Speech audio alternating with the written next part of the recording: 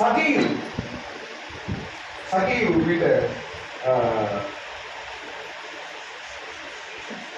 சகேயு வீட்டை இயேசு ஆசீர்வதிக்கிறார். சகேயு வீட்டை இயேசு ஆசீர்வதிக்கிறார். ஏன் எப்படி ஆசீர்வதிக்கிறார் என்றால், கடவுளுக்கு பிரியம் இல்லாததை அவர் விட்டுவிட்டார். ஆமா தானே?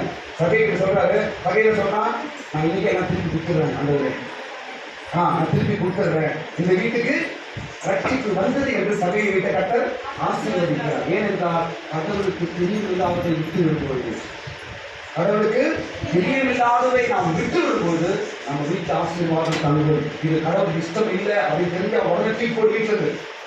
இது கடவுளுக்கு பிரியம் கிடையாது, இது கடவுளுக்கு கோபம் வரும், இது கடவுளுக்கு இஷ்டம் இல்லை என்று ஏதாவது ஒரு காரியம் உன் வீட்டிலேயோ விஷயம் ஏதாவது இருந்தா அதை உடனே எடுத்து போடுவார் என்றால் உன் வீட்டு ஆசீர்வாதம் தங்கி இருக்கும். அங்கே இது கடவுளுக்கு இஷ்டம் இல்லை அப்படின்னு இன்னும் வீட்டிலே வச்சிருந்தா அது இருக்கும், ஆசீர்வாதம் இருக்கும். ஆமென். கடவுளுக்கு பிரியம் இல்லாததை நாம் எடுத்து போடும்போது ஆசீர்வதிக்கப்படுகிறோம். கடைசி காலம் சொல்லி முடிகிறேன். கடைசி காலம் என்னதுவா? கடைசி காரியம் வீட்டில் ஆசீர்வாதம், கடவுளுடைய ஆசீர்வாதம் வீட்டில் தங்க வேண்டும் என்றால்